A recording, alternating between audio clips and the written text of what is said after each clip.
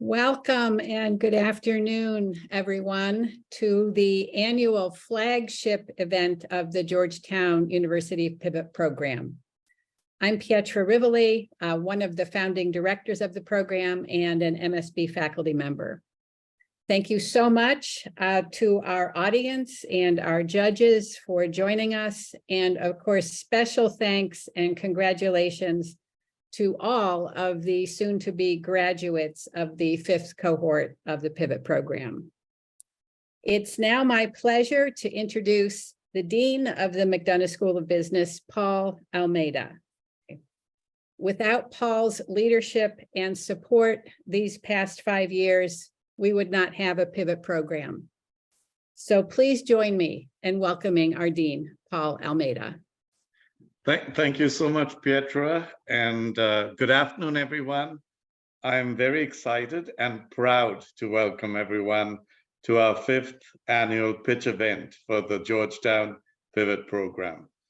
It really is one of the signature programs at our great Jesuit business school, the McDonough School of Business. To our 5th cohort of Pivot Fellows, congratulations. Every one of you is already a winner today. I remember meeting you back in October, and I think it was right at the beginning of the program. And I asked you about your dreams and aspirations and about ideas of businesses that you may want to start. And I think it's just wonderful that we've reached this time where you're going to present your ideas in a pitch competition. And now I've attended every pitch competition since the launch of the Pivot Program. And every year I'm more inspired by your journeys, your creativity, your commitment to yourselves and to make the world a better place, to create a better future for all of us. And so today you're so much closer to realizing your dreams and our dreams. And we're honored to be a part of this journey with you. It's also wonderful to see so many different parts of our Georgetown family joining us today. We have faculty, staff, alumni, members of the Board of Advisors, our Parents' Council, and of course, our partners in the DC government and the business community. Actually, friends from around the world. I noticed, Guillermo, you've logged in, even though it's late in the evening in Spain. Thank you all so much for being here.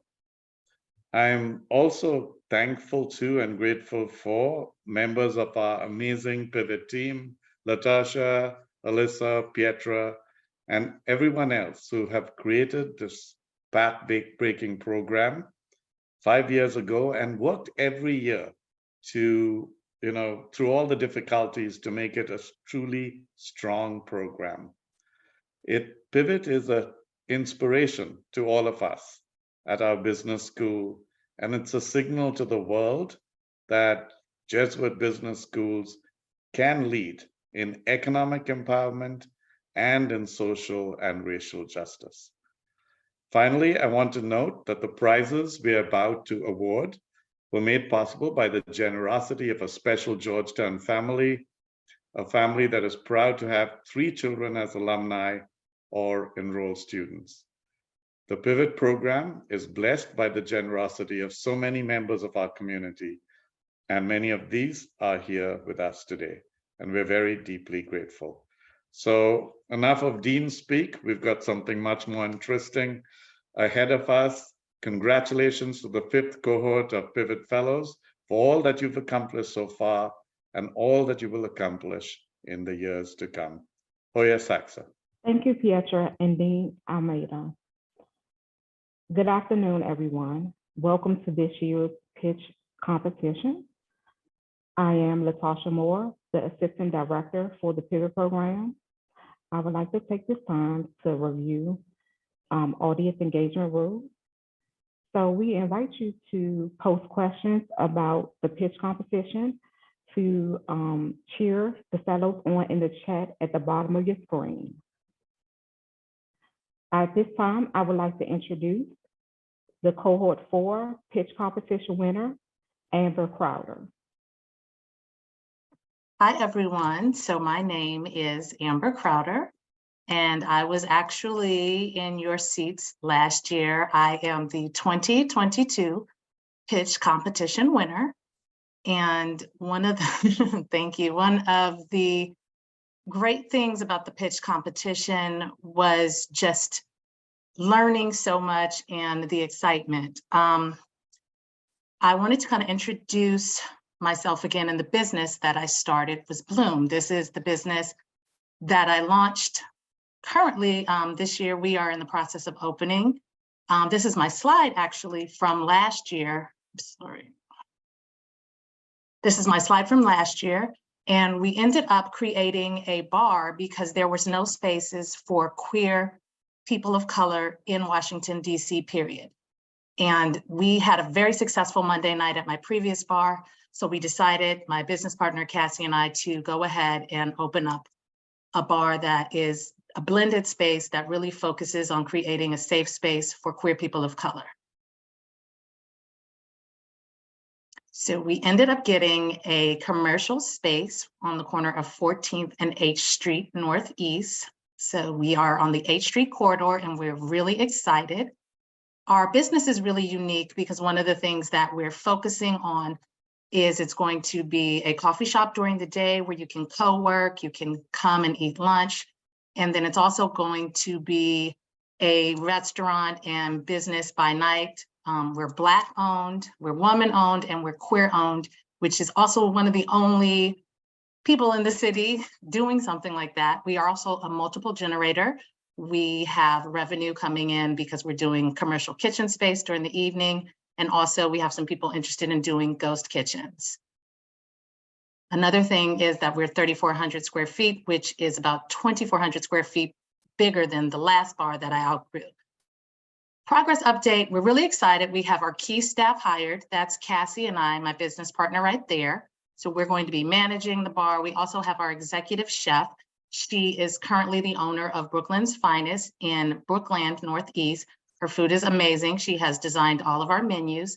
We are in the process of getting our liquor license, and we are in the final stages of our construction. One of the things we're doing right now is we're doing a crowdfunding. So if you are interested in helping us get that last little push out to get our money, you can reach us on the following page. I have our email address. I have our Instagram account as well as our website, and we are welcoming any and all donations. Thank you, Amber, and congratulations.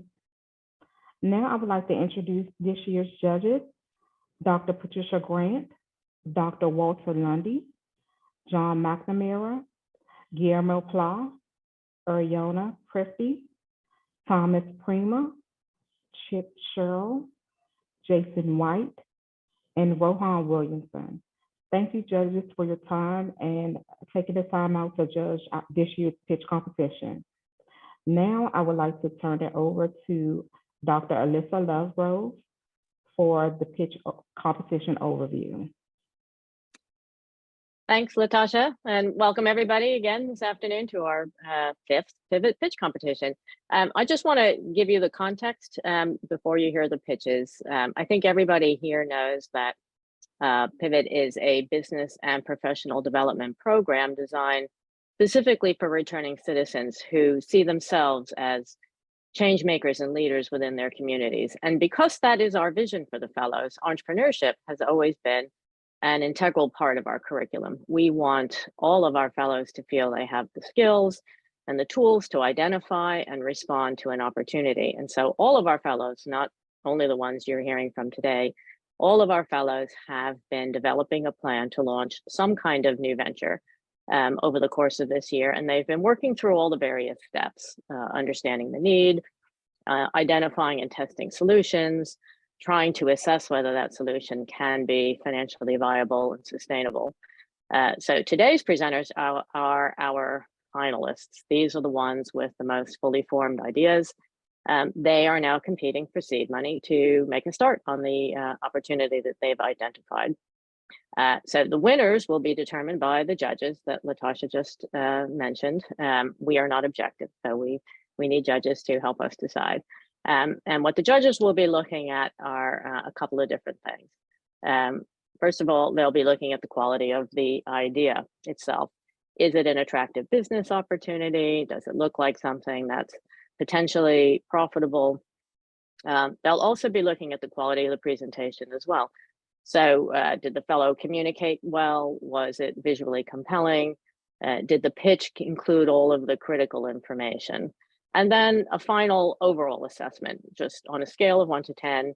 How did they feel about the pitch? Did the fellow make a good case for their idea?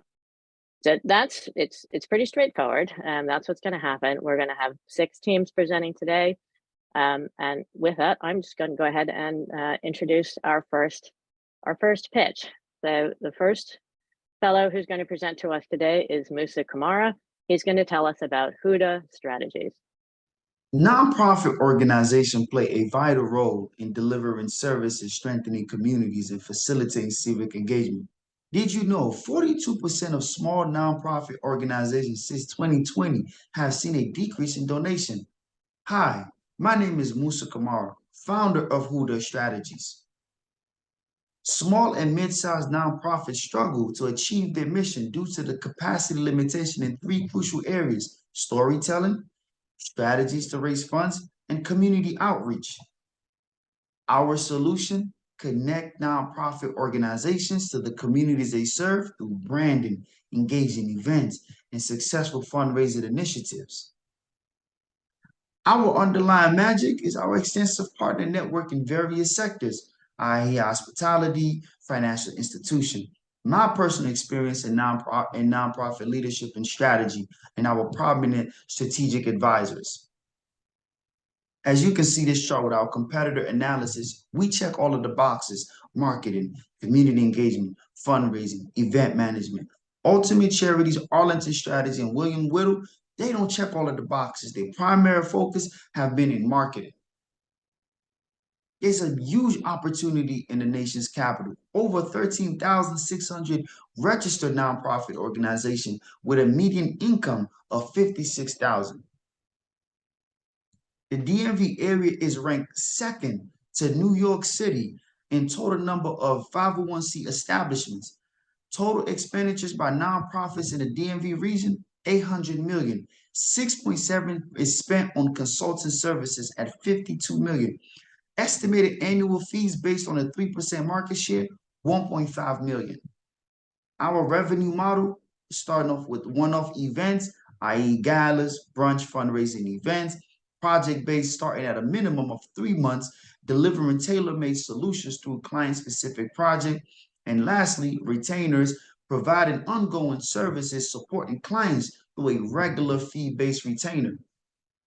Our projection for the first year is 25 clients, which will give us $125,000. Our second year with 35 clients, which will give us $175,000. Our third year with 50 clients, which will give us $250,000. The go-to market plan is referral, word of mouth, which we have found to be the most effective marketing tool. Social media marketing, focusing on LinkedIn because that's where our potential clients are at, and going to conferences, connecting with nonprofit organizations. Our management team starting with myself, my community affiliation starting off with Rotary Club as I am the community chair overseeing over 60 local nonprofits. Destination DC, they're the lead organization for hospitality and tourism. Serve DC, they're a connection to more than 100 local nonprofit partners. OSSE, Industry Advisory Board, I serve with DC leaders across multiple sectors. Our management, the rest of our management team, Tara Stevens, our branding manager, Lisa Friendlander, our strategic advisor, works at Next Schulman Rogers. She is the Chief Revenue Officer. Dara Fraser, who works at Reform Alliances, National Manager of Membership. This is a gallery of some of our past galas. The first one, Women Empowerment at Yours Truly Hotel in 2021. And our second one, honoring Casa Bridges of Washington, D.C. at the Monaco Hotel, July 24th of 2022. Next, If I win, 3,000 will be spent on marketing Huda strategies, expanding our reach to potential clients. The remaining 2,000 will go to community engagement events to strengthen our social impact. What do we need? Join us on our journey by introducing us to potential clients, partners, and sponsors. I thank you all for listening to my pitch. Please, let's connect. Thank you. Take care. Thanks, Musa. I'm going to ask the judges now to turn their cameras on, and we're going to have some questions for Musa. Well, first and foremost, congratulations on almost completing the pivot program. I think this is the very end. I look forward to also congratulating you at the graduation. This is fantastic. Great pitch. I also am in the nonprofit world, so I may well be one of your first customers. A quick question on my end. So you talked a little bit about how you have assessed demand. I'm just wondering, how did you conclude the size of your market? Did you speak to any potential customers that you may be approaching? Should you have the funding to launch this? And what was the feedback that you received, or what came out of those conversations? Thank you for the question. And two things that I was able to do was, the first thing was, since I'm the community chair for a Rotary Club, I spent a lot of time with a lot of the local nonprofits in the area. So before I go into like, okay, what do they need for this particular month about our local events, I asked them questions like, what are some of the problems the organization face? So that was where I was able to kind of understand what exactly my potential clients are gonna need, and also some of my other services that I have done in the community, working with Serve DC, which I have a program with them. But some of the nonprofits they also work with, I've also spoken to those nonprofits, and I've seen those three crucial areas have been some of their issues, which is the storytelling, identifying their why, strategies to continuously raise funds, and also the community engagement. And did this idea resonate with them? They are interested in hearing more, in signing up for services if available? Yes, absolutely. But it also comes down to like the funding. So that's where my pricing kind of also makes sure I matches up with them. Great, thank you. Yeah, you're welcome. Any other questions for Musa? I actually have. Oh, go ahead. Chip, why don't you go ahead and then we'll. Okay, I had a quick two-parter. I'm sorry. So Musa, I think you highlighted that $52 million was spent on consultants related to nonprofits. I was curious of, I guess, two things. One, what percentage of that is related to the fundraising and capacity building you highlighted in your pitch? And how does your pricing, as you just alluded to in the last question, compare to maybe what they're charging as an opportunity to kind of undercut them from that perspective? So from the data that I was able to gather, it was an article that was presented where it says that 6.7% of nonprofits spend on consulting fees, and the data kind of break it down exactly what are those specifics, like is it fundraising, is it branding? It breaks everything down by the numbers. Sometimes even the data also shows like by hourly too as well, as far as some of it is $250 per hour. So from that particular data, that's why I was able to get the 52 million. And I don't know if I didn't answer your second question. I think you had a follow-up. Yeah, it was related to your pricing in comparison. So to your point, if it's $250 an hour for someone to help you do fundraising, capacity building, that sort of thing, I'm assuming those numbers you reflected are at a lower price point, at least initially, or is it on par with those amounts for those other entities doing the same thing? So my price point was more so, the reason is like I'm in the DC, Maryland, Virginia area. So the finance does not look the same across the nation. So a lot of the nonprofits in the area actually have the money, but it's the other things that go into it. So I just matched up my potential charging fees to the same as what was just across the board, rather than going below, because the organizations here have the capacity to actually spend that money. Right. Rowan, I think looks like you have a question for Musa as well. Yes, Musa, this was very well done. I did have one question. What does your engagement look like with a nonprofit? If you come in and I say, hey, I would like to use you, what specifically are you doing for a particular nonprofit? Is it just advice, or you doing much more than that? Is it one visit, a series of visits? What do I get for the expenditure?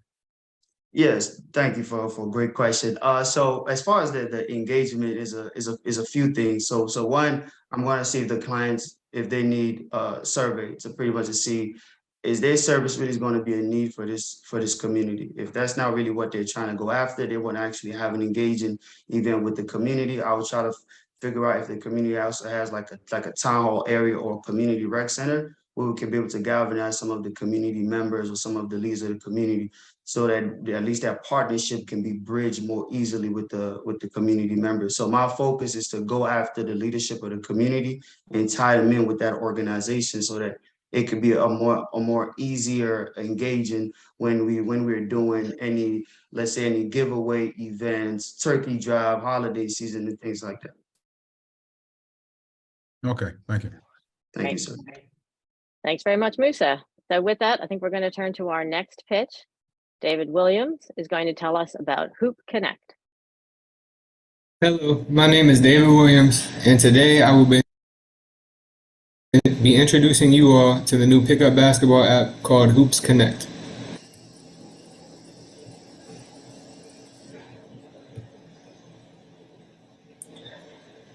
HoopsConnect is an easy-to-use app that helps basketball players who want to find a pickup game connect to other athletes who play at a similar age or skill level. The problem we have is finding the right people at the right time and the right place. Many of us would love to play a game of basketball in our spare time, but unless you are part of a team or a club, it's virtually impossible to know who else is available or where you can find a game in progress. There's no worse problem in pickup basketball than being in a game that is unfit for you, young or old. So to ensure that you have a great game, you want to make sure that you are well matched with the others on the court. This is where being able to find the right place and the right people at the right time are so important and often overlooked. The solution. HoopsConnect is a community-driven platform that lets players connect with each other through a chat feature, so they know who else wants to play and is readily available at any given moment. Each user can also specify their age and skill level so that everyone else can see what type of game is being played and whether or not it's a good fit for them as an individual. And finally, the app lets players see in real time where games are taking place, what kind of game is being played, relaxed or intense, and where there are courts available.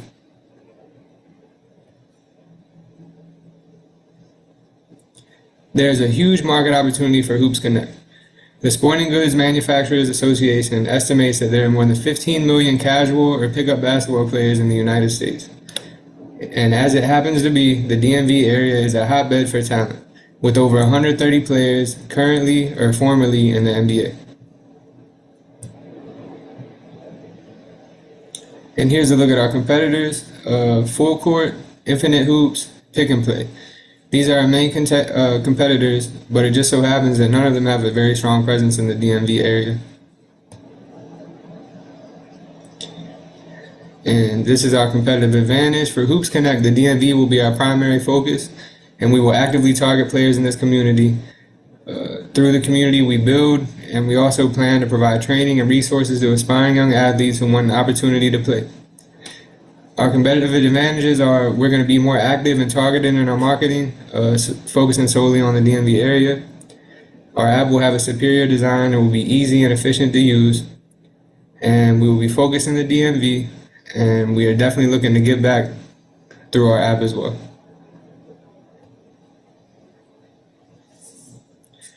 Here's our revenue model: $60 annually.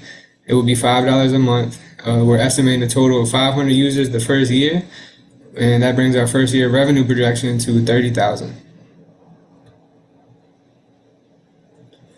And this is our projected revenue growth. Like we say, $30,000 in year one, and from there we hope to build a community of 3,000 users by year 3 with an annual revenue of $180,000. And we also hope to generate additional revenue through advertising.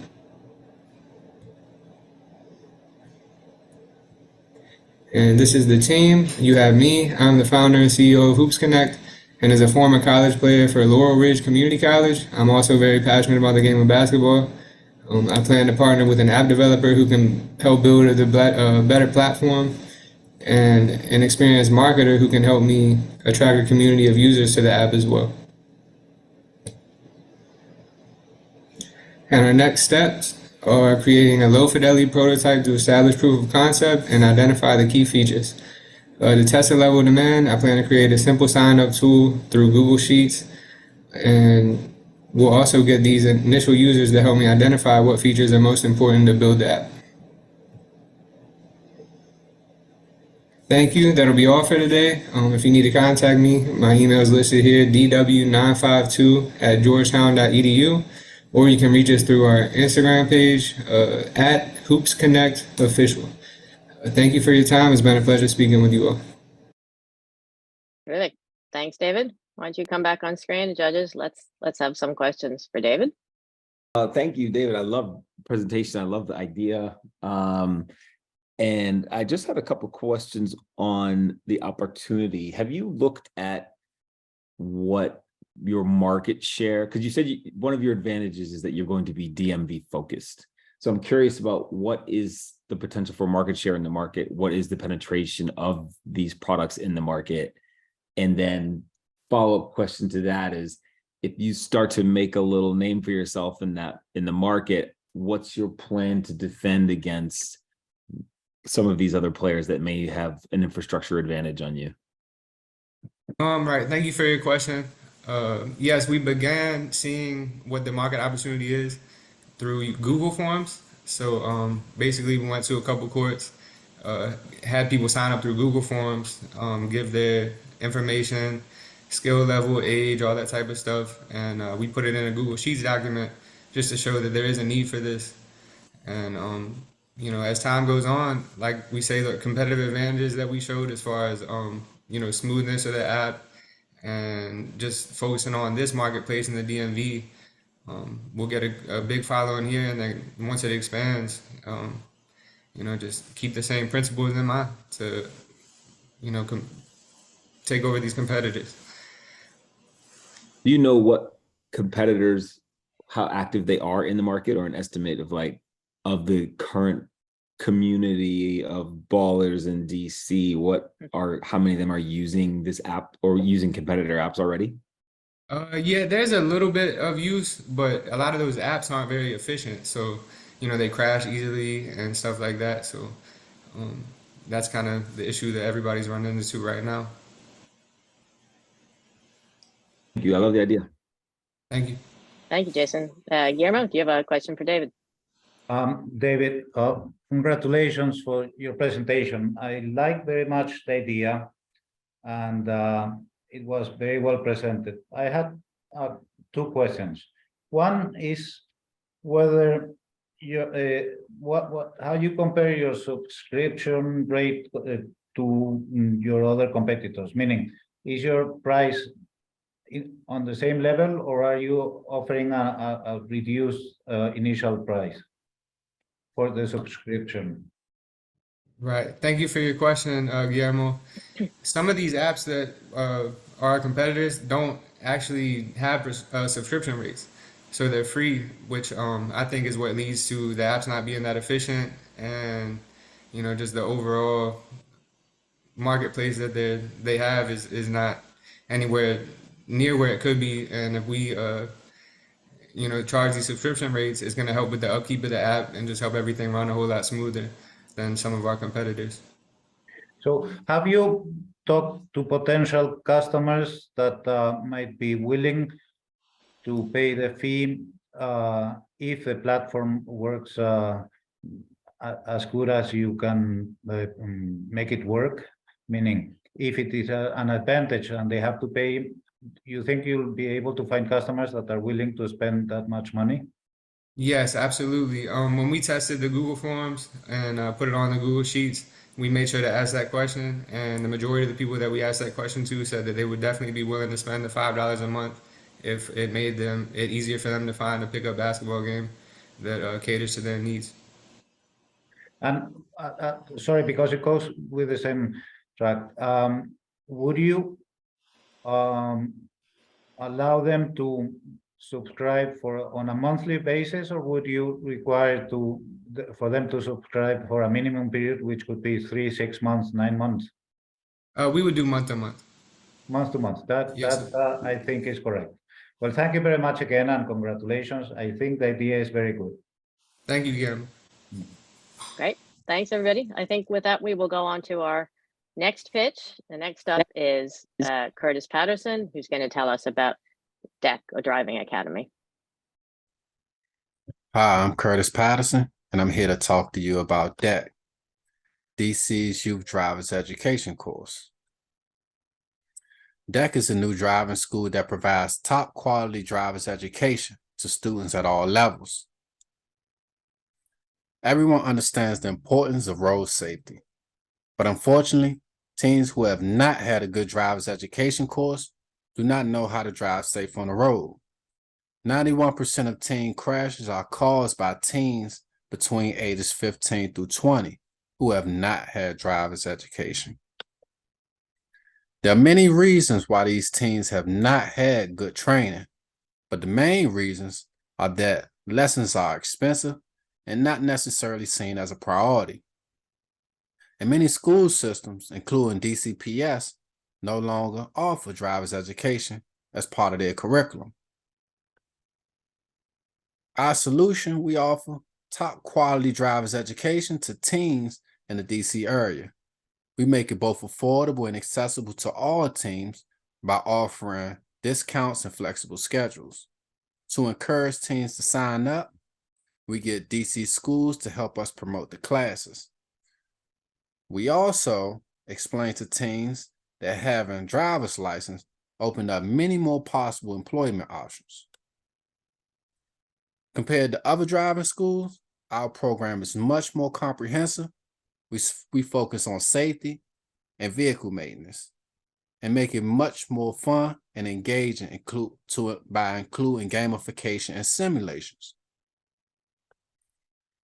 Our program can also adapt to the needs of each student. We have small cohorts, personalized guidance, and lots of real-life scenarios.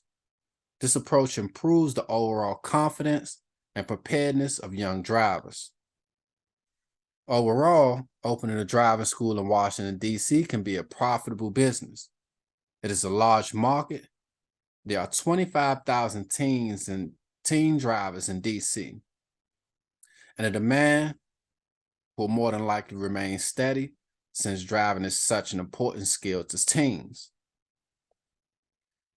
And although we can accommodate drivers of all ages, our main focus is on teens, both reaching them and giving them the extra mentorship and encouraging them giving them the encouragement they need. This sets us apart from many other driving schools. To promote the program, we are going to rely on digital marketing, partnership with schools and other organizations in the community. We will also encourage word of mouth referrals. In the first year of operation, our goal is to reach $150,000 in tuition revenue. Over time, we will add additional instructors and cohorts and hope to be earning as much as $400,000 per year. I'm Curtis, the founder of DEC, and I plan to recruit an experienced team to support me. This will include a head of the driving school and highly experienced driving instructors who will know how to work effectively with teens. Also, as founder, having a positive impact on the community is very important to me. So DEC is improving the quality of life in our communities in two ways. First, it is increasing the level of safety on our roads, and that benefits everyone, just not the teens who are behind the wheel. And also, we will offer refreshing courses to older drivers so that everyone in the road is a much more responsible driver. Our goal is to become the leading driving school in Washington, D.C., and we have mapped out a strategy that will help us to grow and succeed.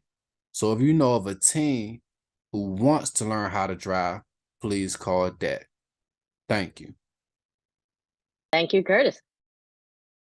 All right, now let's see. Let's get Curtis on screen and our judges back. Thanks so much for the pitch. It's great to see that.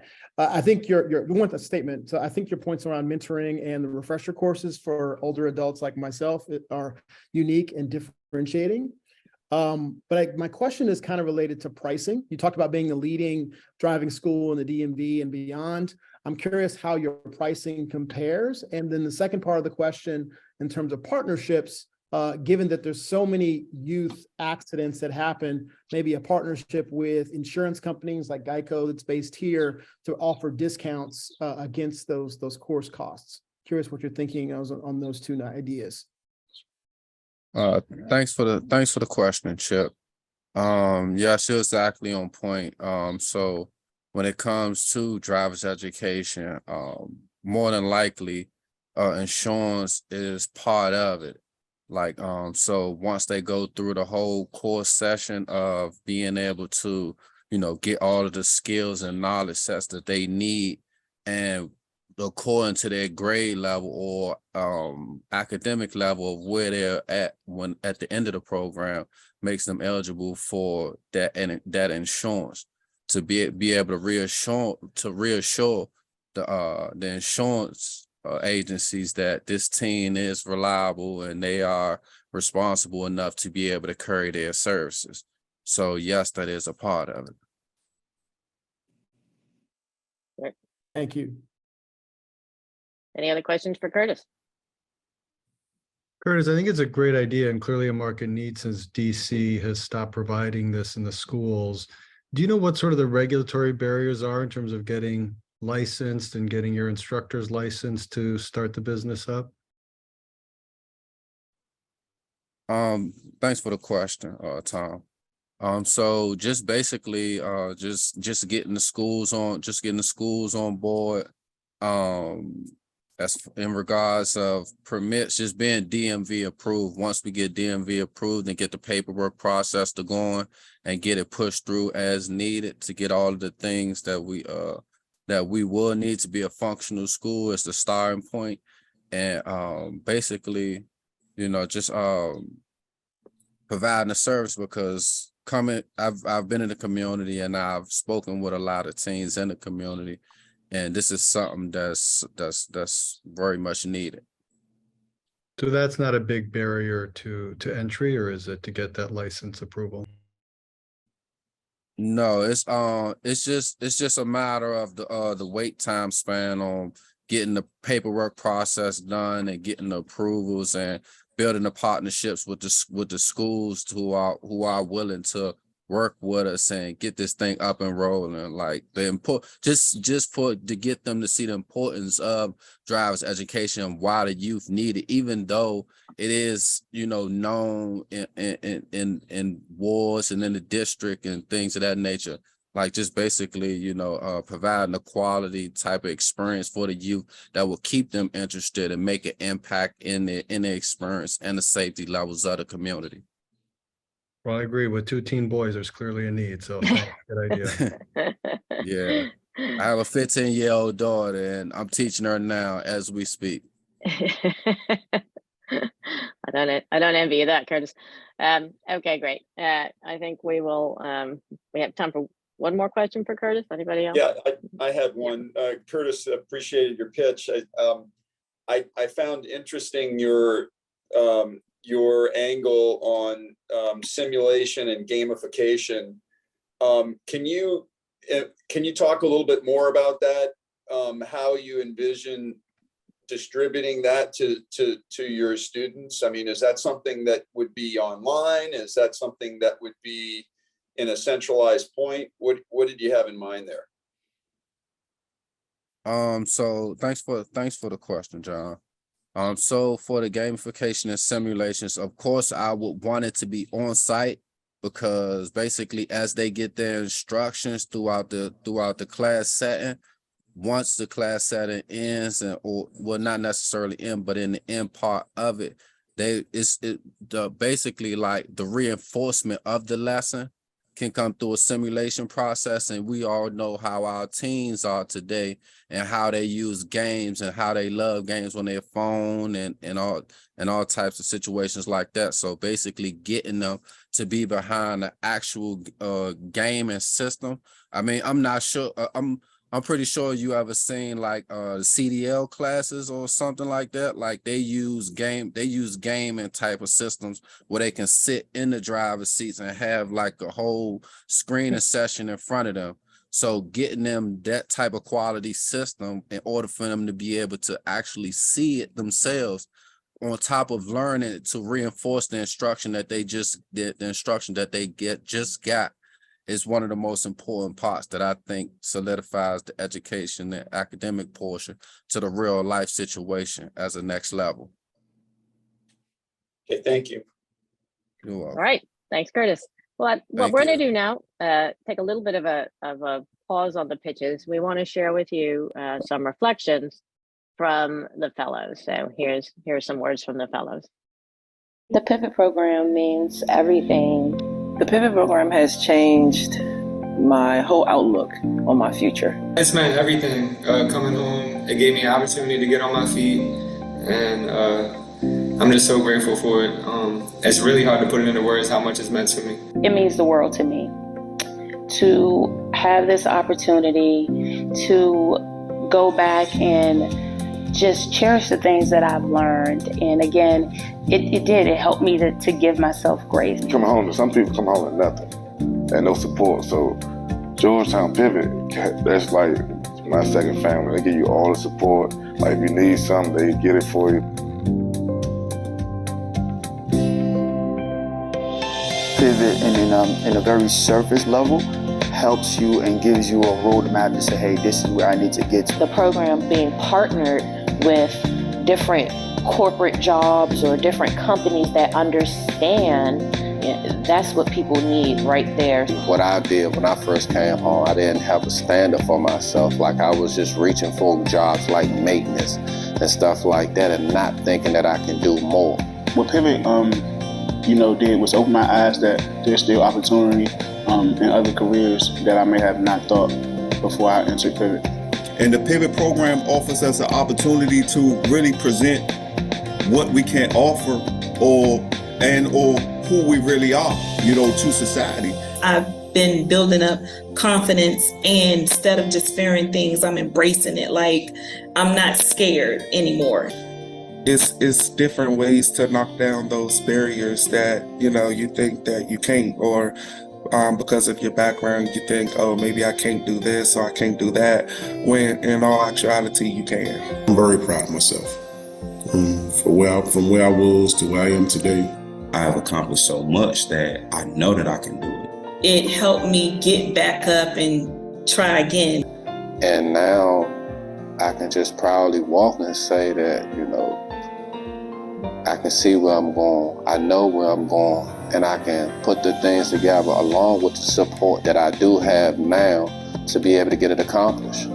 It kind of washed away that doubt and renewed the confidence within me that say, hey, just because things happen, doesn't mean that you're out the race, so it kind of helped me get my momentum back and, push me in the right direction.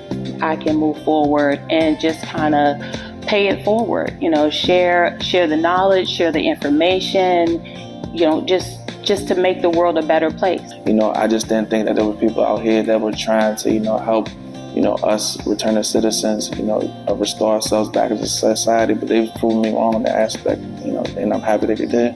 I just want to continue to make Pivot family proud. Thanks, guys. Thanks for that. I also invited one of our graduate assistants, Ed Yap, to say a few words today. And just to explain, one of the things that we try and do with the program is to find ways to connect our fellows to the main campus community. And we've been really fortunate in that we've had a tremendous response, a lot of support from students all across the campus community, undergraduates and graduate students. Ed, this past year, was one of our graduate assistants and was particularly effective mobilizing actually quite a large group of MBA students who worked with our fellows this past year. And so I thought it would be nice to hear from Ed about his experience in the program. So over to you, Ed. Thanks so much, Alyssa, for the opportunity to chime in and share a few thoughts. And actually, first off, just wanted to mention that I loved all the pitches and all the reflections. It's also powerful.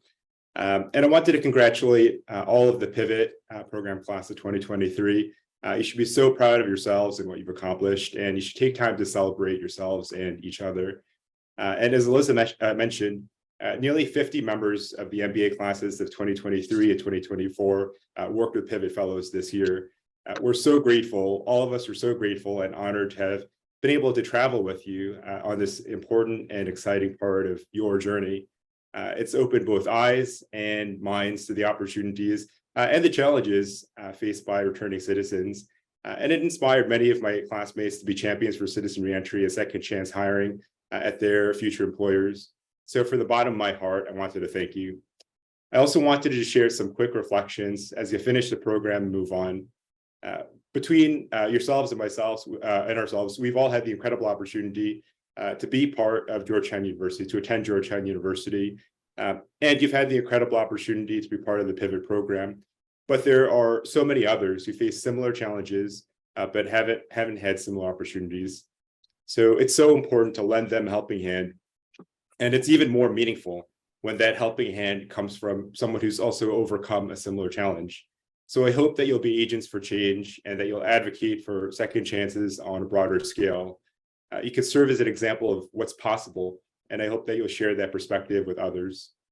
And to wrap up, I'd also like to just quote Ted Lasso. And if you haven't seen Ted Lasso, I highly recommend it. He said, "I hope that either all of us or none of us are judged by the actions of our weakest moments, but rather by the strength we show when and if we're given a second chance." So it's a different context, but relevant nonetheless. You've all demonstrated incredible strength, but as strong as we may be, nobody can do it alone.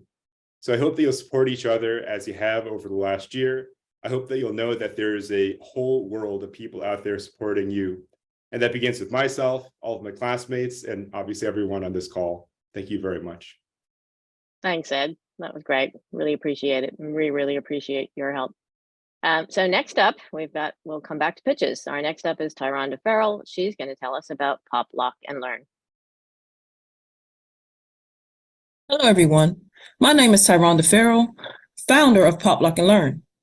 Before I get into this presentation, I would like to give you all a background on why I have chosen this business venture. Growing up, I was the eldest of 5 and did not have the chance to partake in a summer dance program.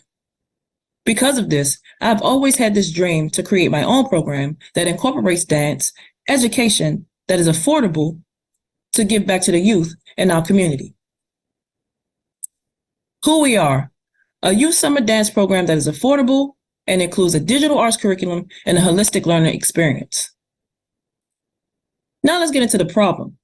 We know that over the summer, many kids lose some of the academic skills they have gained during the school year. Studies show that children lost about 35% of normal school years' worth of learning during the pandemic, which means that learning loss is an even bigger concern coming out of the pandemic when many kids started to fall behind. As STEM education becomes vitally important, adding the A for arts allows children to develop both critical thinking skills and creative abilities. Now let's get into the solution. A place students can two-step through technology, lean and rock through emotions, and walk it out with peers. A summer program that allows kids to do both, build their analytical skills, and be active and creative.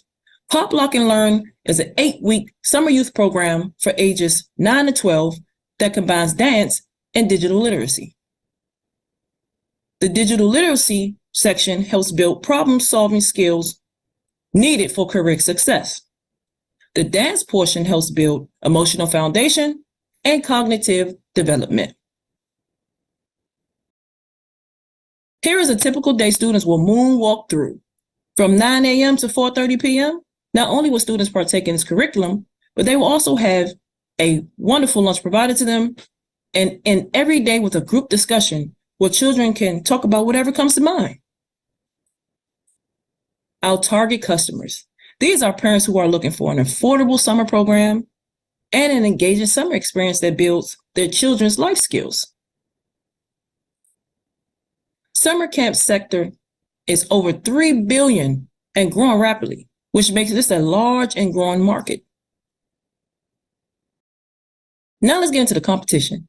As you can see, Pop Lock and Learn comes in first place, providing dance, technology skills with a tuition under $500, which is very affordable. Here's our revenue model for an 8-week program with 30 students. We're predicted to get an income of $108,000 after minusing our expenses, which come up to $51,000.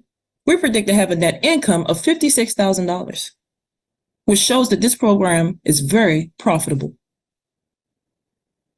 Our startup costs. Our startup costs are approximately $15,000. This includes laptops, rental deposit and lease, business license and permit, insurance, and equipment. If I was to win the pitch competition, the proceeds will go towards the startup cost of $15,000. Now let's meet our team. We have myself, Tyronda Ferrell. I have my CompTIA A+ certification, attend Georgetown University for my bachelor's in information technology, 20 plus years of dancing experience, and experience in project management. Here we have LaToya Harris, who is an administrative assistant, CEO of a youth ministry, and 6+ years of experience working with children. Lastly, we have Shaquita Real Nelson, founder of a nonprofit, poet and author, and 3+ years experience working with the youth. Our next steps is the POP, launch summer of 2024, LOCK, looking to partner with organizations such as Department of Parks and Recreation, DCPS, Department of Education, and the Dream Center. And learn. Help the community learn by spreading the word. How you can help. You can help this program by the donation of equipment, advice on curriculum development, or leads on partnership opportunities, such as facilities, instructors. That will be of great help to us, and we would really appreciate that. I would like to thank you all for taking the time out to listen to my presentation. I am now opening the floor for any questions that you all might have. I thank you so much. Great. Thank you, Tyronda. Why don't you come on screen and we'll see if we've got some questions for you. Hey, Tyronda, there you are. Okay, let's see. John, I think you had a question, didn't you? Yeah. Hey, Tyronda, that was fantastic. I'm pretty excited about how you're combining your past experience and your passions for something that can be so impactful to the community. And I think there's a huge need for this. 2 questions. One, what are you going to do in the way of curriculum development? I know you were saying that you're open to advice on that, but I didn't see that as part of your startup costs. And I think that's probably a pretty important thing. And the second is, why just summer? Why not look at something that might be you might be able to offer year round as well? Thank you, John, for that question. That was very good questions. So far as why just summer, I just hope to start off as a summer program, and then as it gets going along, I hope to broaden it to year round, which is why partnering with Department of Parks and Recreation or DCPS, that will help broaden this program. So far as the curriculum, digital literacy goes either way. That's learning like normal skills like how to operate the internet, how to be safe online. So I want to offer Scratch programming language, which helps children create backdrops. And through that'll be my digital literacy portion. So when I talk about curriculum development, this is for later on as the program progresses. I might, can add a curriculum to what I already have. So. Good. Thanks, Tyronda. Jason, you have a question. Yeah, I loved it. Thank you for presenting that. I think one, I would say what I loved thinking about the category, right? Because childcare is like, it's always needed, right? You're going to be in business. And I think, and you put the right team attached to it where you're going to have credibility and you're going to have trust of parents. The only question I had is your cost structure. It looked a little light, especially when you're talking about like serving meals. And so I was just curious, and I love the idea. So I would encourage you to maybe sharpen the pencil on the numbers and see what's a real P&L that you could drive. But I thought it was great and well presented. Thank you. Thank you, Jason. Terrific. All right. Let's move on. Our next pitch is K&J Car Care. We're going to hear from Kerstan, Leonard, and Johnnie Akinruli. Hello, my name is Johnnie Akinruli. And my name is Kerstan, Leonard. And we are K&J Mobile Auto Care. What we do, K&J Mobile Auto Care is a one-stop shop that provides auto detailing and basic maintenance services so that your vehicle will always perform at its best. The problem is many people find it difficult to keep their cars clean and well maintained. Only because they don't have the time, they may be at work or always running errands with kids. So our solution is to book an appointment with K&J any time of the day of the week, and our technicians will promise to take care of the rest. The benefits of having a well-maintained vehicle. Number one, impressive vehicle. Number two, improved vehicle performance. Number three, longer vehicle lifespan. Number four, fewer expenses. Number five, it will increase safety. And number six, it will increase your resale value. Because there's nothing in the world that can compare to the looks, feel, and smell of a brand new car. No one wants to drive around in a dirty car. But who has the time to get their cars clean on a regular basis? Well, K&J Mobile Car Care will come to you anytime, any place, and provide those services. Target customers. Our target customers are people who don't have the time but want the car to always look good. Also, people who own luxury vehicles and people who use their vehicles for their business.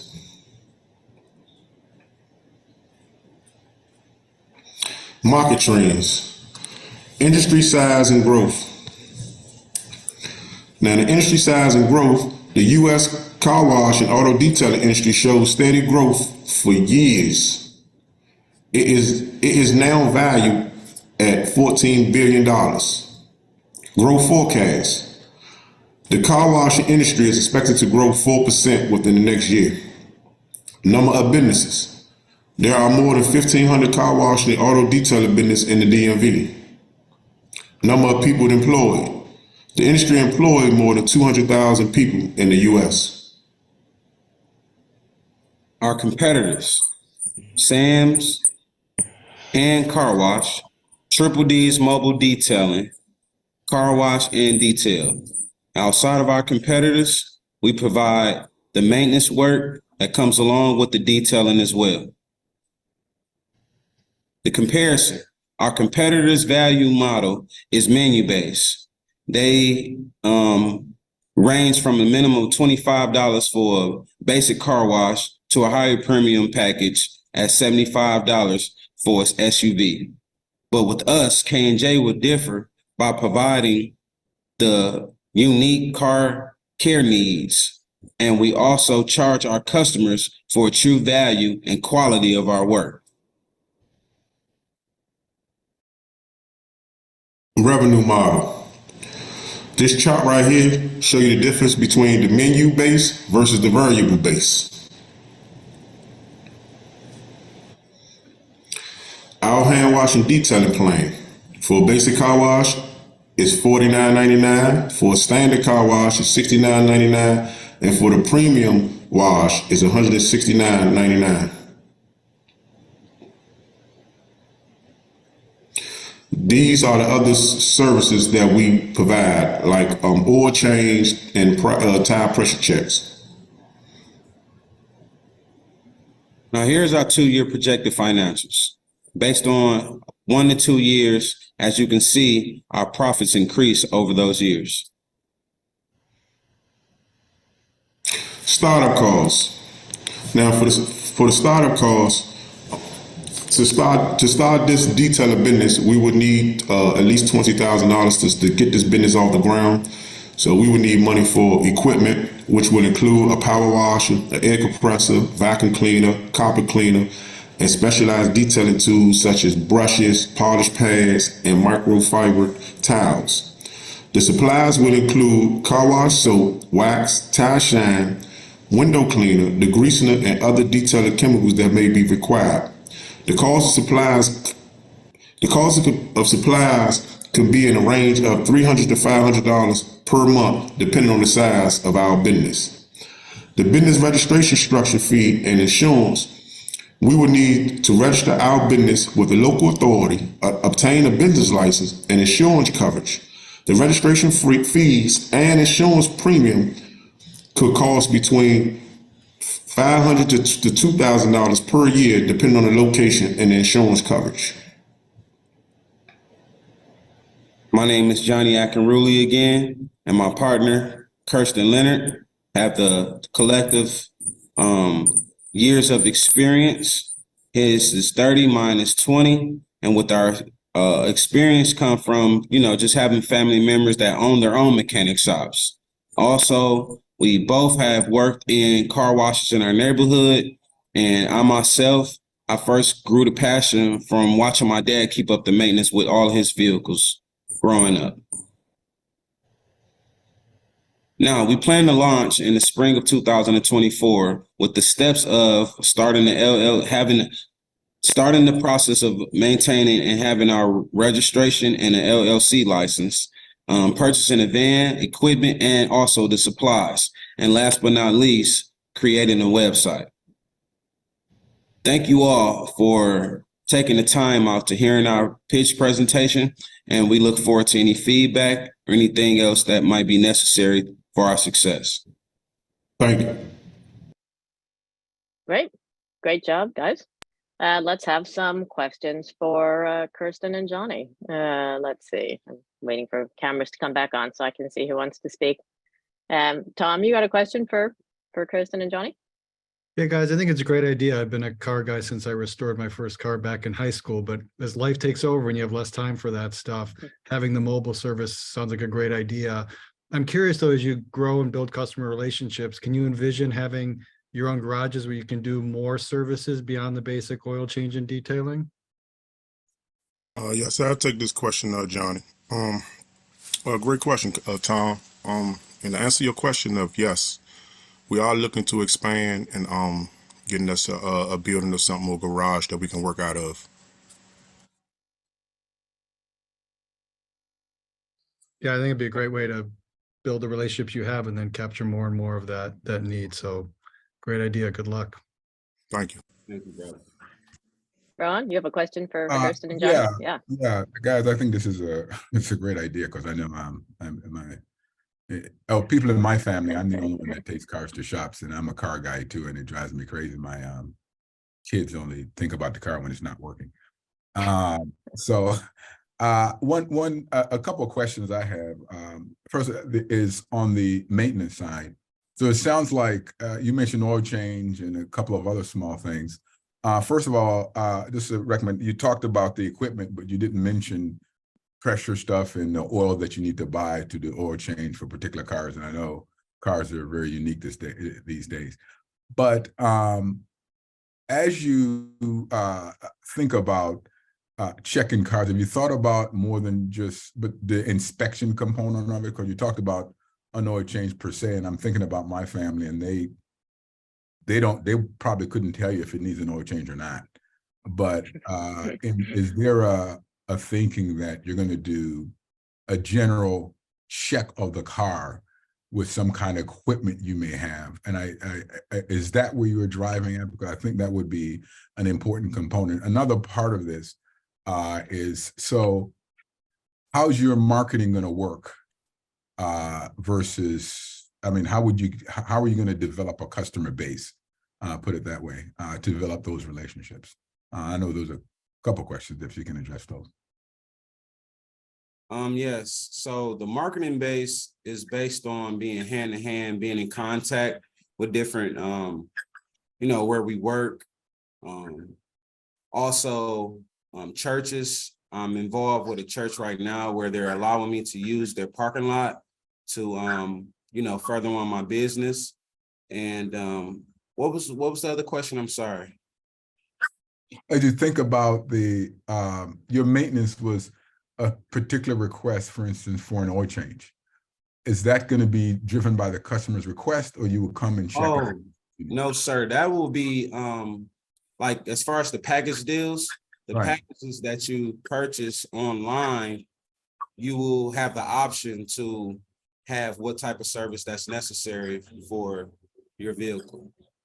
But you wouldn't check the vehicle and say, this is what you need.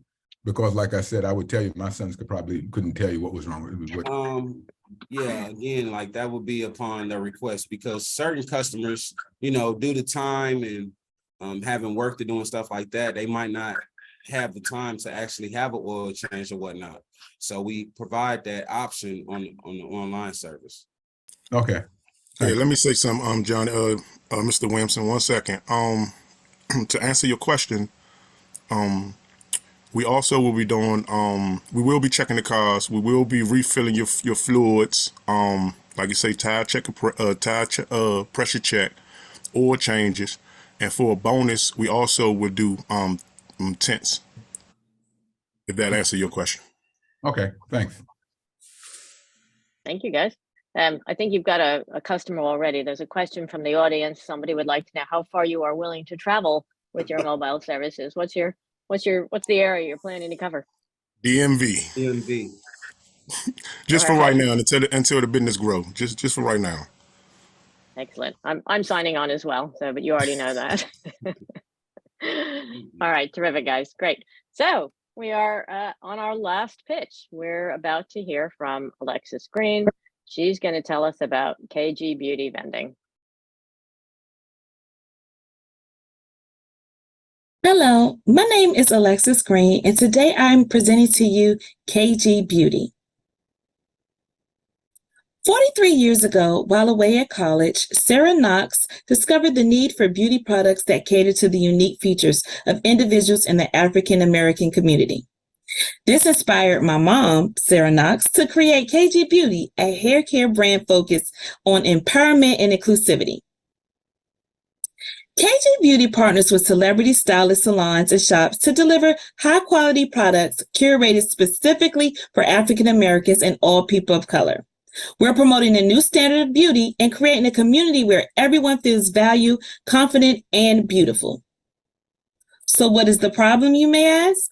Well, even now, 43 years after Sarah Knox identified the problem, mainstream beauty companies still consistently fail to represent and provide products for diverse individuals. And this is even more of a problem for young adults on college campuses who want affordable and accessible hair care products. We are going to respond to that opportunity with KG Beauty Vending.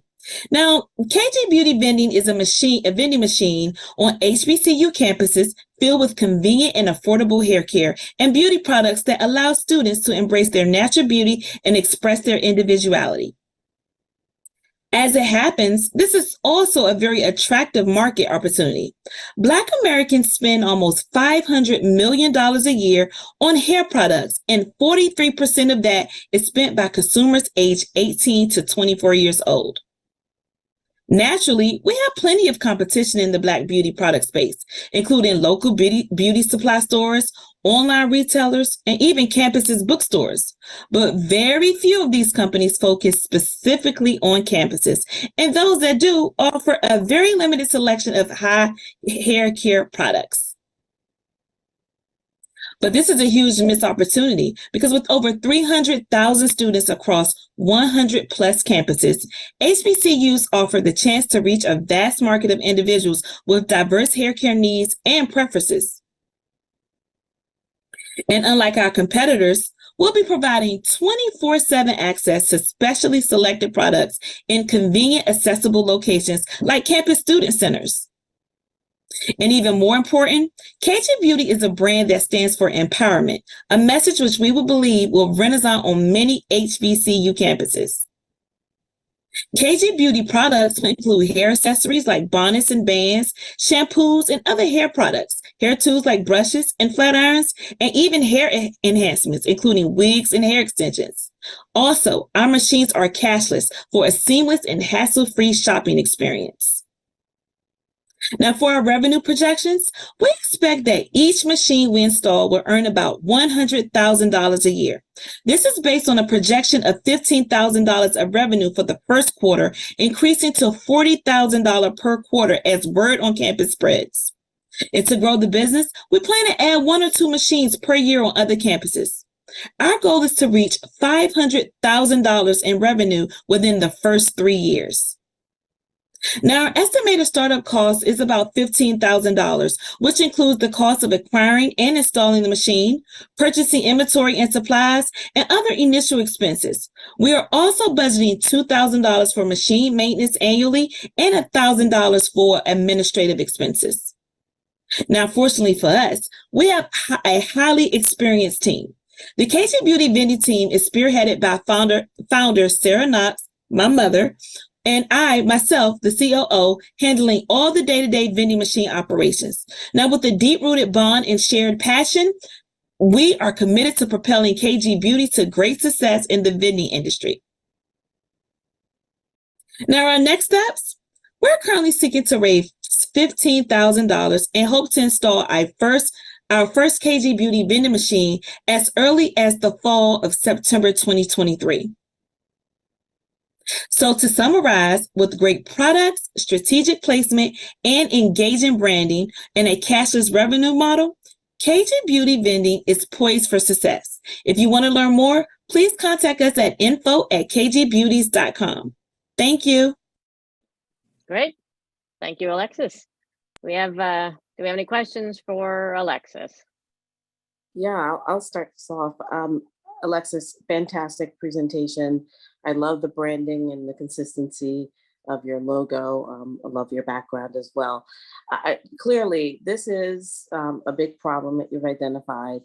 And I like that you are focusing on college students because they struggle probably the most with this in being away from home and needing to find some consistency with their appearance, which is very much predicated on their hair and other beauty needs. So I'm curious to know, however, how you envision sort of helping them to sort of break away from their existing products that they rely on and use, and having them to find stickiness with your particular brand.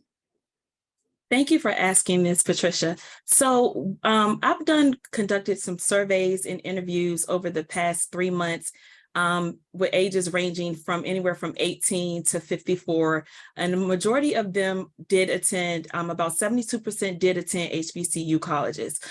Just getting that information and having a background in hair in the beauty industry, KG Beauty actually identified with them in regards to some of the products that they currently use. So our vending machines will have products that they currently use when they were at home. One of the pain points is a lot of our HBCU colleges are in rural areas, so they cannot get to the local beauty supply store, or those local beauty supply stores don't carry as many of diverse products that they have used at home. Like a lot of them are from the city, like myself.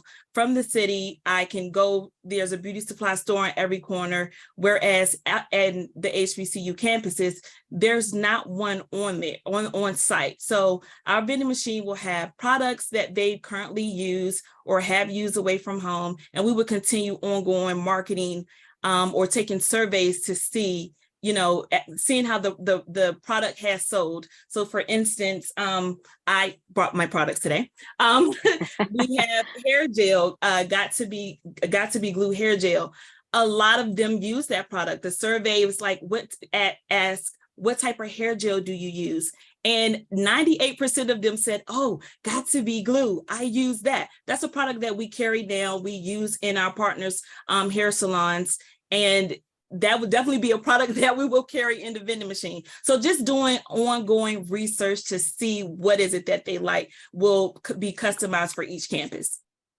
Okay, just one more follow-up question. I'm curious to know if you have a plan as part of the business to engage alumni as they're coming back for homecoming and those sorts of things. Absolutely. So we plan to partner with the student resident student monitor or the deans of the students to get a list of the alumni, because there are going to be some seasons where, you know, it's going to be low, where the campuses are either closed or they're about to come back to school, for instance, homecoming. We will definitely make sure that, you know, hey, check us out on when you're visiting Howard or Morgan in the common area, KG Beauty, to, you know, touch up your lipstick. We have lipstick in there for all the homecoming games, or if you're on the yard and you can't get back to your car, but you need some lipstick because it's cold, we'll have that, you know, in the machine. So. Wonderful, thank you. Mm-hmm. The girl who knows her product. Yes. Let's see. I We got had any? a question. Yeah. Go ahead, John. I love the idea, and I think that your target market is ripe for this opportunity. My only question is with respect to distribution. Why not a direct to consumer model on the internet? You can use a third-party logistics player to pick, pack, and fulfill your product, and that way you don't even need to just focus on the DMV area. You could focus nationally on HBCU opportunities. My concern is the maintenance and hassle factor of restocking vending machines, as opposed to having sort of a centralized way of being able to distribute your products. Thank you for that question, John. And my team and myself thought that out thoroughly. So we're not trying to be Amazon, because we actually do currently sell online. We actually sell, we also offer products in hair salons, barbershops. However, the main concern is conveniency.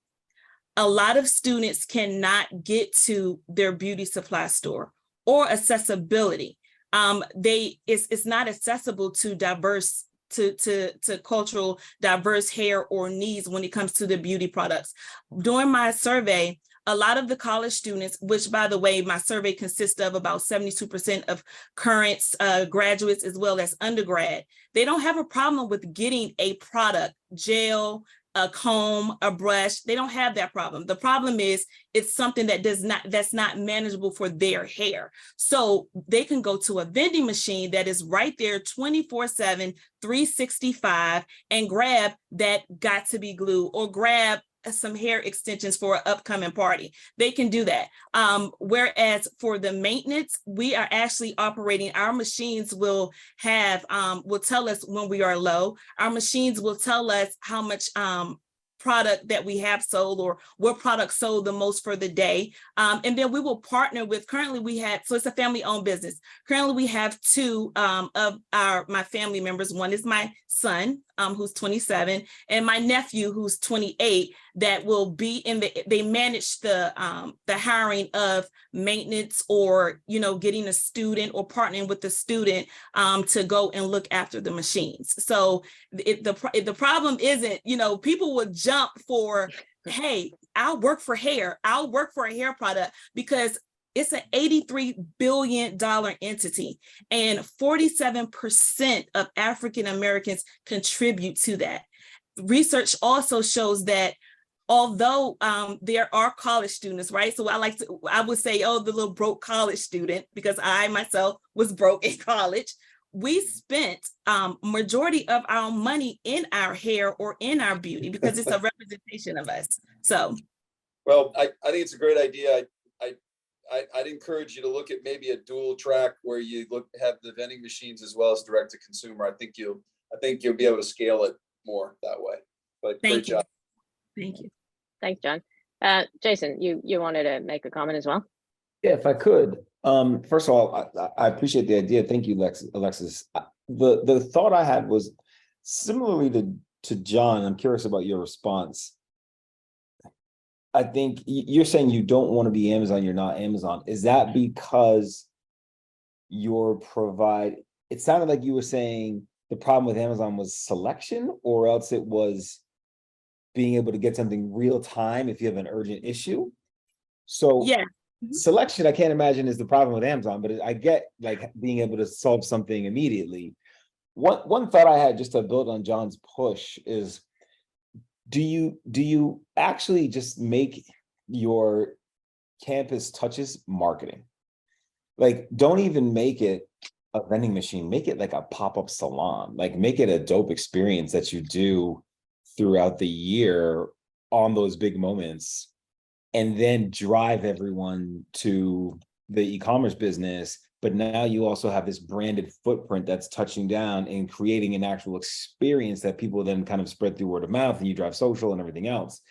So to me, I feel like you actually have a marketing idea to touch those universities, and then your business should sit on a e-commerce stack. Thank you for that, Jason. I can talk to you for days about this. So I am not saying that Amazon, they have quite a few, because we actually sell on Amazon as well. Our partners sell on Amazon. So we have e-commerce brands. KG Beauty is actually the umbrella for Knox Cuts, DNA Hair, Raashed Hair. So we are on the e-commerce market. The problem is, how do the students get their packages, whether it's mail, Amazon does next day. The problem, a lot of the students were saying that although it's next day, I have to walk all the way across campus to the mailroom, or half of the time they cannot find, the driver don't know where my dorm room is, or the mail center may be closed, or because it's the amount of packages that students have, that you risk the problem of your package being lost. That was another concern. They don't trust. One thing about women, we don't play about our hair, our beauty product. We want it right then and there. We cannot hear that it was lost. We cannot hear it was a snowstorm. We cannot hear that the security could not get you on campus. Like we don't want that. So having the vending machine right on site will definitely be, hey, I can go right down here in 2 minutes in my night clothes and grab, some hair cream or hair gel. Now we do currently, like I said, we do sell online, and we also do pop-up shops. I love the idea, which I know will bring back to my marketing team, which is my sister, Riley Knox, who's also a celebrity influencer. Let her know that we should do pop-up shops for like alumni, for homecoming, spring break, or back to school. So I am noting that, Jason. But we do pop-ups currently at the Essence Festival. We'll be out there the 4th of July weekend at Essence Festival. We do pop-ups where people know, like we look at our market and say, hey, we're spending all this money in this area. Let's do a pop-up, because they can't reach out and touch us in Louisiana, because we're in the majority in DMV area. Or my mom's hometown. My mom went to Benedict College in South Carolina, a HBCU school. And that's where that problem came from. She was like, Dad, 43 years ago, we're still with the same problem, and that's how I'm like, hey, we should have a vending machine on these campuses. So. Okay. Thank you, Alexis. I think we've got one more question from Ariana, and then we'll be done. And I'm not sure if I have a question more than a comment. First of all, I find this idea fantastic. I think there's a lot of things that resonate. Campuses, you're absolutely right. Mail delivery is not always very reliable, not to mention that, 2 days is a long time for a lot of us anymore. I think we are redefining what quick means, and even Amazon quick is not quick enough.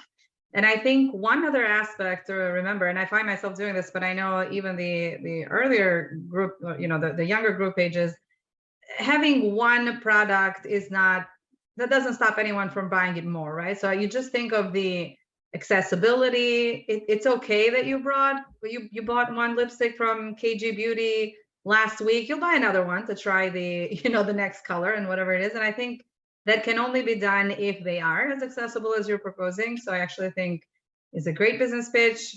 Add on their, small business, small, batch production or organic or whatever other characteristics you might want to add. And I think you may have a winning idea. So very excited for you.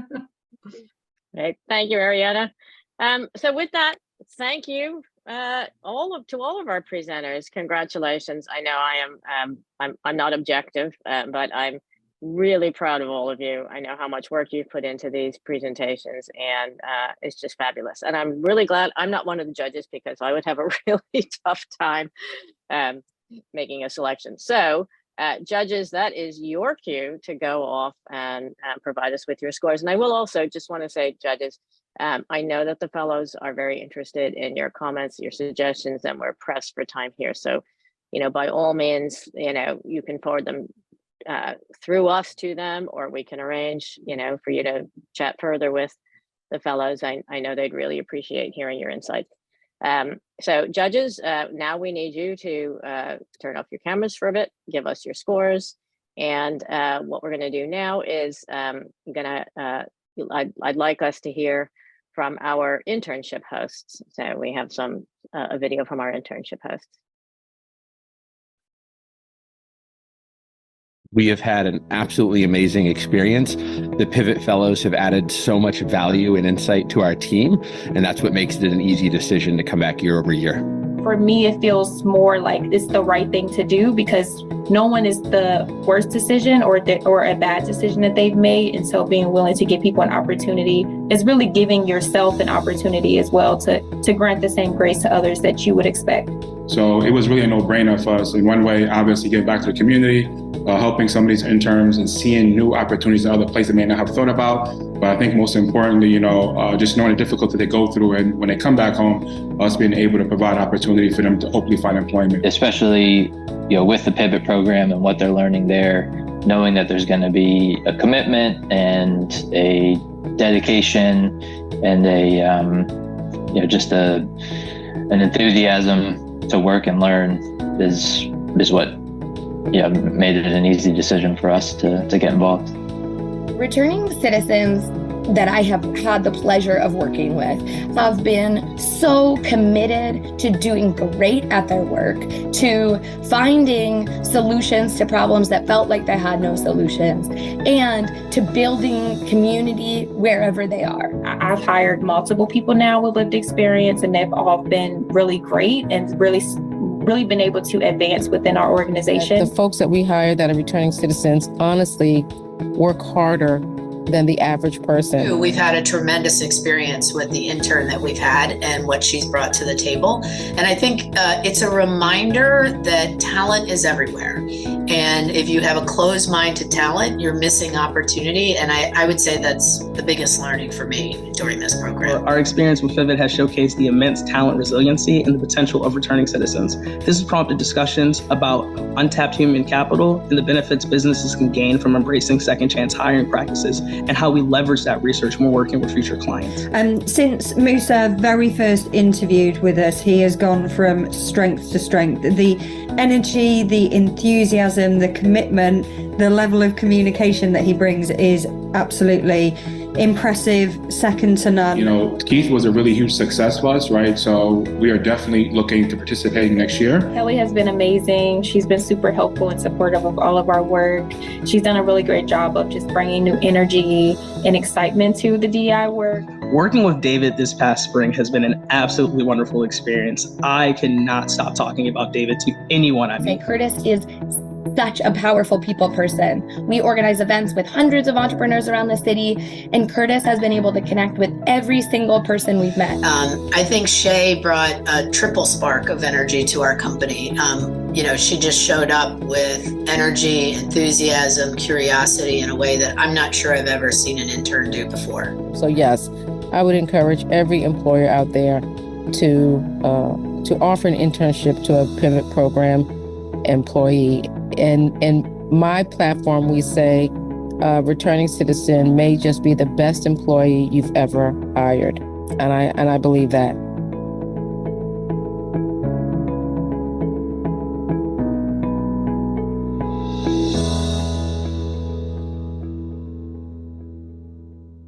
Thank you so much for those wonderful sentiments. So I'm sure everyone realizes that so many partnerships are critical to Pivot's success. Of course, we have our partnership with the DC government, which is foundational because the DC government provides stipends to our Pivot Fellows that allows them to participate in the program. You heard from Edward Yap, our partnerships with the Georgetown students are critical to our mission. We have support from many members of the Georgetown philanthropic community, along with a number of institutional supporters that you can see up here on the left of the screen. Of course, truly critical to our work are our partnerships with our internship hosts and employers, those folks that you just heard from.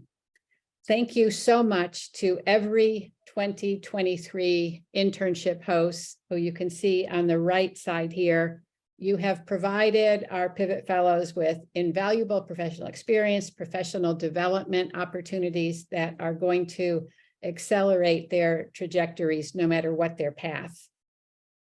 Each year, we give a special partner award. We have started last year giving a Partner of the Year award to someone or an organization that has made a particular difference. So we are thrilled this year to announce that this year's winner of the Pivot Program Partner of the Year Award is USA Guided Tours, whose CEO, Roof Shakir, is with us today. USA Guided Tours was a brand new partner for Pivot this year. Roof and his company jumped in to engage in so many ways, providing not just an internship, but multiple forms of support to our Pivot Fellows, as well as a full-time job upon graduation. I hope all of you will join me in congratulating USA Guided Tours and Mr. Shakir. We look forward to many years of future collaboration. Over to you, Latasha. Thank you, Pietra. And congratulations to USA Guided Tours again. So now we will move to the business showcase part of our composition. I would like to introduce to you our cohort 4 member, Pivot alumni, Joe Houston. Greetings, everyone. Good afternoon. My name is Joe Houston. First, I just want to shout out to all the Pivot Fellows. I think you guys did a great job. Very clean. Yes, I'm proud to say I was a former Georgetown Pivot, cohort 4, still say we the best. But yeah, so I started a business back in 2020 called WeFitDC.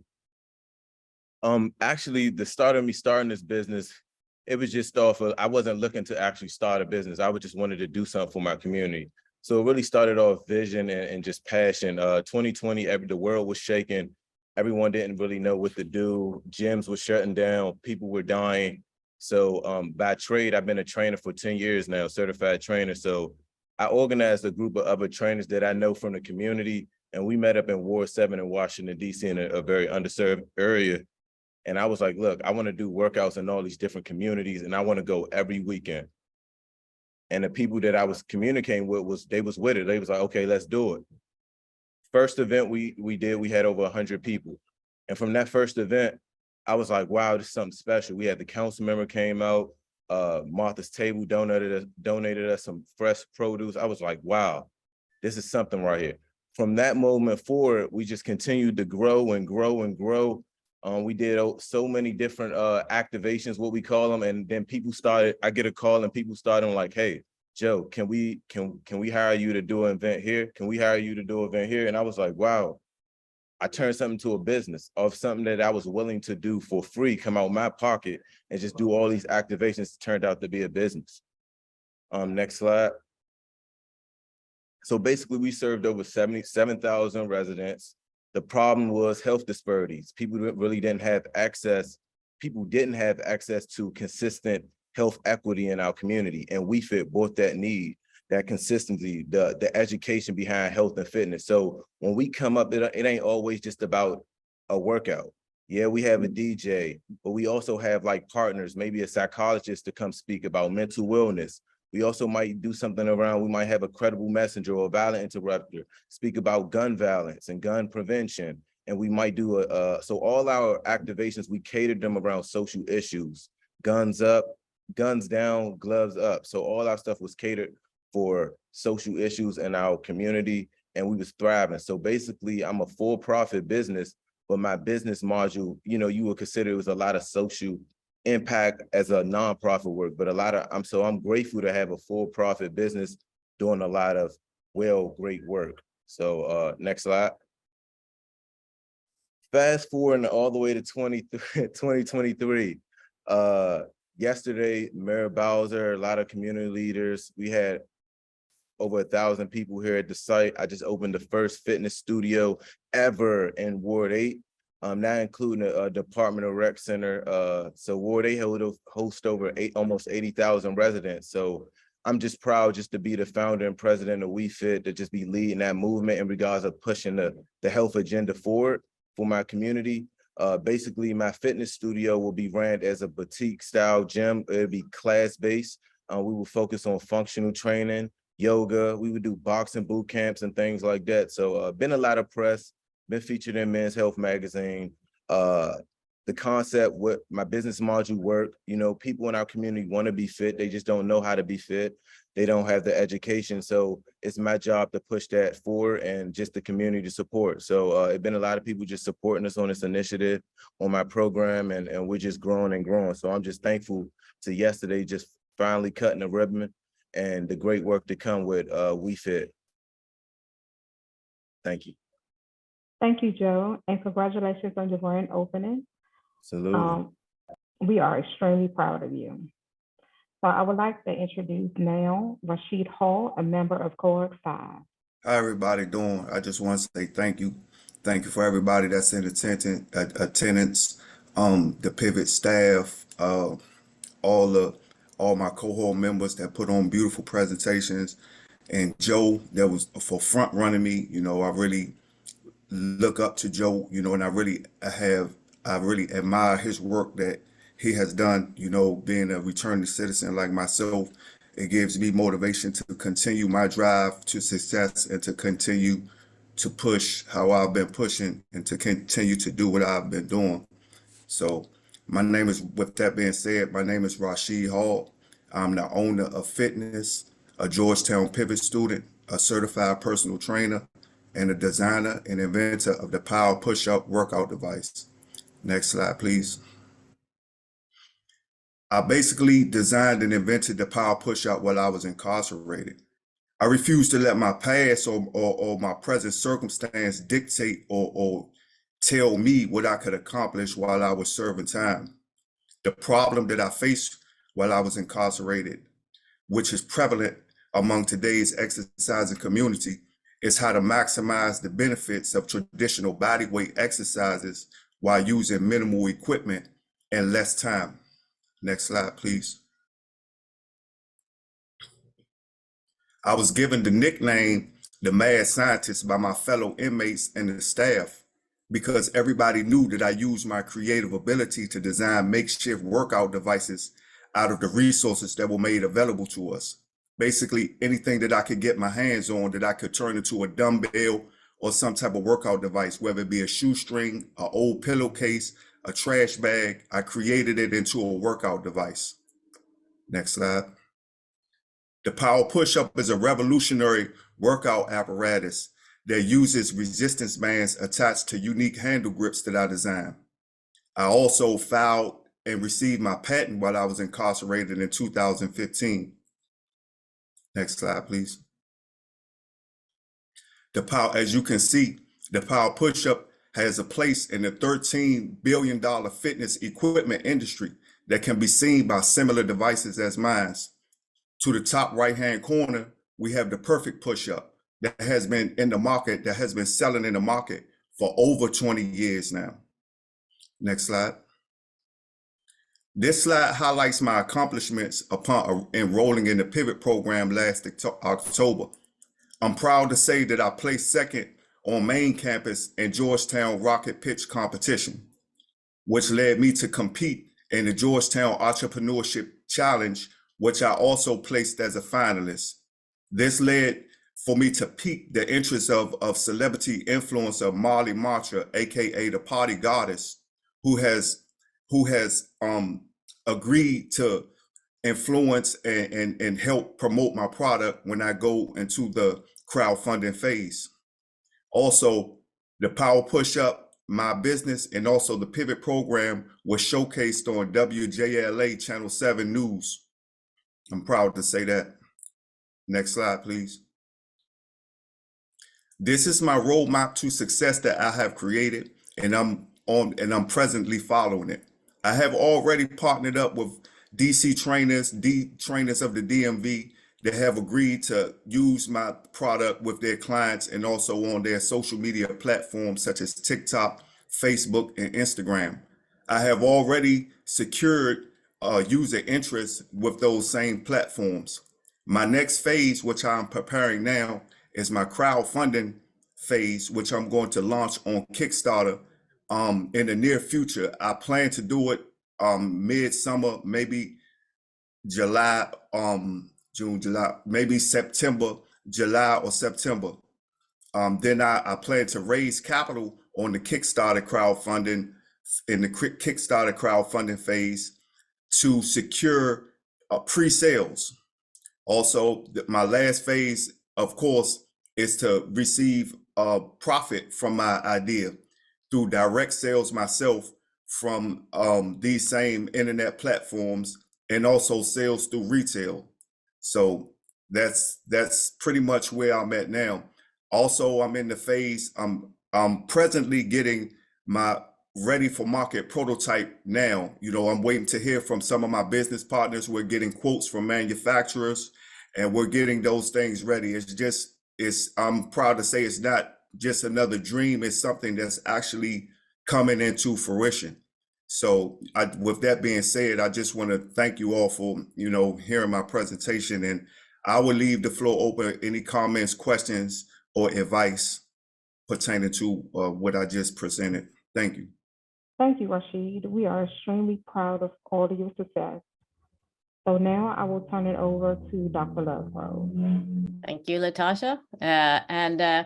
I just want to also say thanks once again to, before we go on to the pitches, to our alumni, to Amber, to Joe, and to Raashed. It's great hearing pitches, but it's really satisfying seeing these businesses really start to take shape. And so thanks for sharing that. And for those of you who may be curious, Raashed is actually a member of our current cohort, but he got a bit of a head start on his business. So you can see he's well on the way, and he's had some great success in our pitch competitions on the main campus as well. So congratulations to you, Raashed.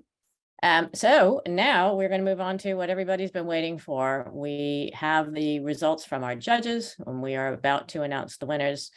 Before I do that, I just want to congratulate once again all of the people who presented to us today: Musa Kamara, David Williams, Curtis Patterson, Tyronda Ferrell, Kerstan Leonard, Johnnie Akinruli, and Alexis Green. Thank you guys, great job. And let me also remind everybody what were the criteria that the judges are looking at. So we've asked the judges to look at the quality of the idea, the business idea itself. We've asked them to look at the quality of the presentation, how well they communicated the idea and whether they covered all the key information. And then an overall assessment, right, of how the fellow performed and their prospects for success. So with that, we are going to announce the winners. Oh, and one more thing. I just feel it's important to mention virtually everyone today is a winner. The 3 pitches who don't receive one of our top prizes will be receiving cash prizes of $750 as well. So they'll still be getting some recognition for all the effort and hard work they put into their presentations. So with that, I'm going to announce our 3rd place winners are K&J Car Care, Kerstan Leonard and Johnnie Akinruli. Congrats, Kerstan and Johnnie. You are third place winners. Our second place winner is Alexis Green from KJ Beauty Vending. Congratulations, Alexis. We are all very excited to see those vending machines on campus. And finally, the moment everybody's been waiting for, the winner of the Cohort 5 Pivot Pitch Competition is Tyronda Ferrell with Pop, Lock, and Learn. Congratulations, Tyronda. It's a great idea. We can't wait to see you put it into action. So congrats, everybody, and thank you once again to our judges for all your comments, your questions. We really appreciate it. Latasha, over to you. Okay, so thank you, Dr. Lovegrove. So I would just like to take this opportunity to thank everyone for making this event possible and let you know how to connect if you would like to reach out to any of our Pivot finalists that pitched today. Please go to our website and email us at pivot@georgetown.edu. Again, email us at pivot@georgetown.edu. Thank you so much for making this a successful event.